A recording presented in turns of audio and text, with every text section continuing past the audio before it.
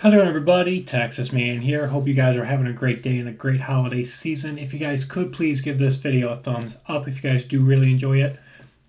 Subscribe, of course, if you guys have not already. Also, do me the biggest favor of all. Make sure you guys hit the bell notification button so you guys don't miss out on future videos or streams here on the channel. And as always, if you guys have any movies or TV shows you guys would like me to cover here on the channel, let me know in the comment section down below. Also, please let me know in the comments, would you guys like me to review all of the Goosebumps movies starring Jack Black? And as always, we're talking positives and negatives about Goosebumps Season 1 here from 2023. This, of course, is a Disney Plus exclusive at the time of recording this video. And I want to get off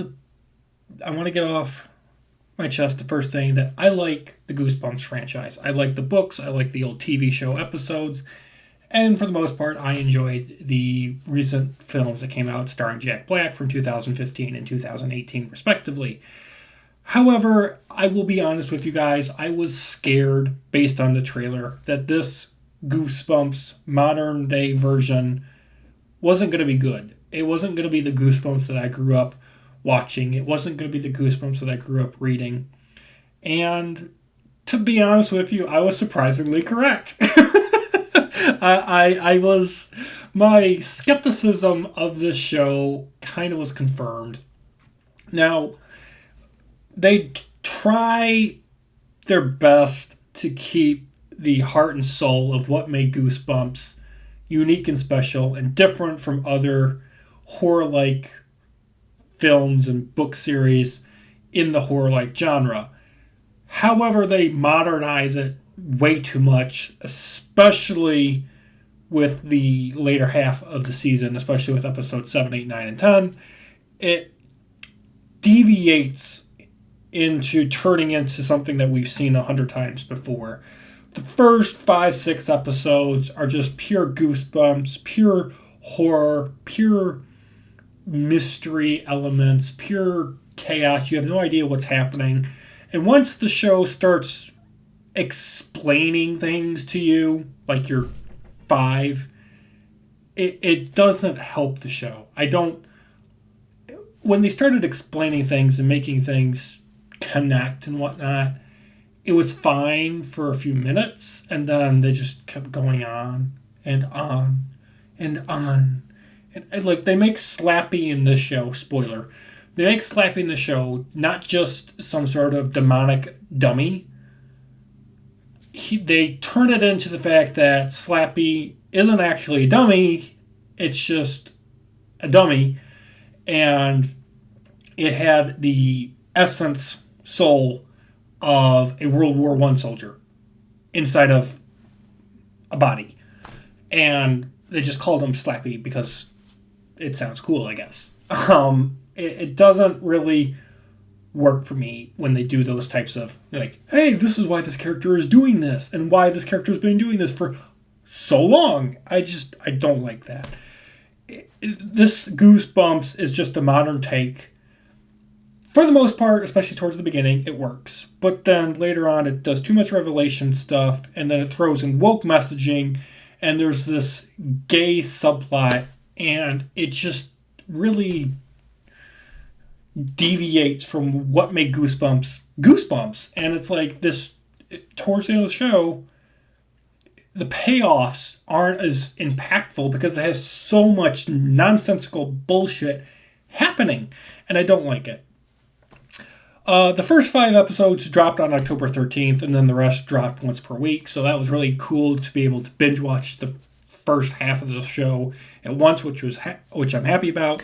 I'm also happy that the names of the episodes use titles to the famous Goosebumps books, and also my favorite, such as The Haunted Mask, Welcome to Horrorland, and Horror's Night of the Living Dummy. The show takes about 2 to 3 episodes before the plot actually starts. The first 2 to 3 episodes, it's setting up the characters, it's setting up the world, establishing the rules. So it is a 10-episode show, and it takes about 2 to 3 episodes to get going. So don't be one of those people that, oh, the first episode didn't hook me. If you can get through the first 5 episodes and you're not hooked, then the show's not for you. If you can watch the first 5 episodes, then you'll enjoy the rest. Maybe. Maybe. Me personally, I like the first half more than I like the second half. because not knowing everything kind of was cool. Having that mystery element was kind of nice.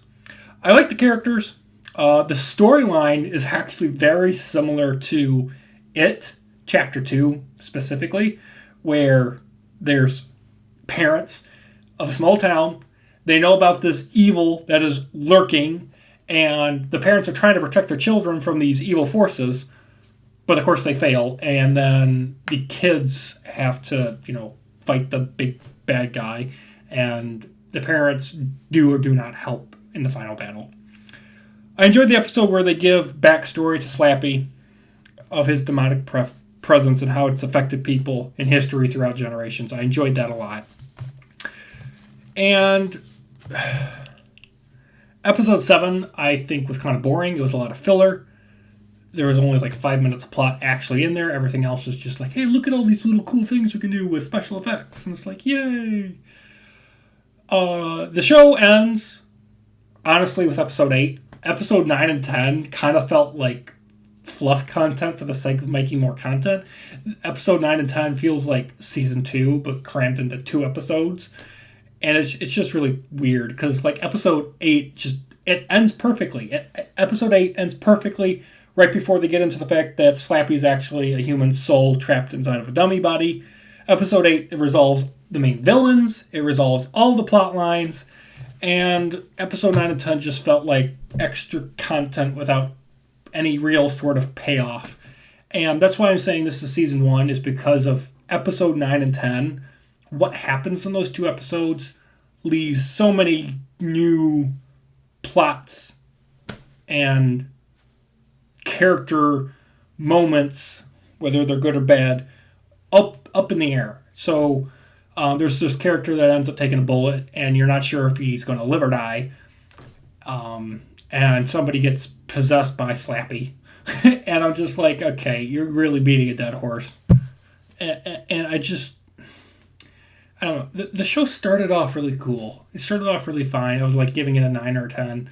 But the more the show went on and on and on, the quality of the writing, the quality of the actual Goosebumps monsters and plot just went downhill. And I didn't feel, towards the end of the season, when the season wrapped up, I didn't feel satisfied. They did a great job setting everything up, but then they failed at not just a good or a great or an epic or a fantastic conclusion or a decent conclusion. They didn't give us an ending that felt satisfying.